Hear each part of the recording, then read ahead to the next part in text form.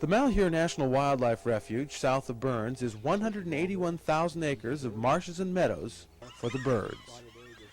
Refuge Director Joe Mazzoni offered to take us to the heart of the refuge, an area generally closed to the public, the center of Malheur Lake.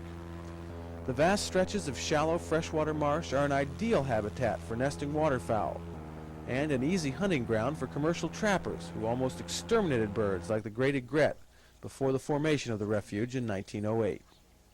These were the birds that were threatened shortly after the turn of the century by the plume hunters, or those that were collecting feathers for the millinery trade. Now, even the rare snowy egret is safe in Malheur Lake, apparently unperturbed by our intrusion. Boy, he's setting right up for it, isn't he?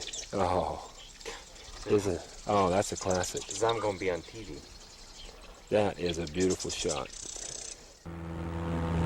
The noise of the airboat and the presence of man is not appreciated by many of the nesting birds. A colony of terns took to the sky as we approached a floating nest. Winding further through the bulrushes and reeds of Malheur Lake, a flock of ibis crane overhead, and an ibis nest in the reeds. The ibis is a comparatively rare bird that nests in fairly large numbers here in the lake. Taking care not to disturb the nest, we move on to an unexpected delight, the gawky prelude to the grace of the great blue heron. 2 chicks just hatched, lying in a water-level nest. Most great blue herons do nest in trees, but Malheur Lake is one of the exceptions.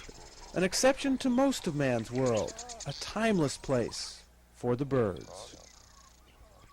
This marsh has been here for at least 10,000 years that we know of.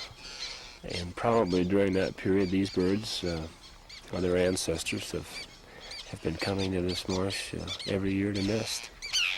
And that, it tends to kind of keep things in perspective as far as human activity is concerned.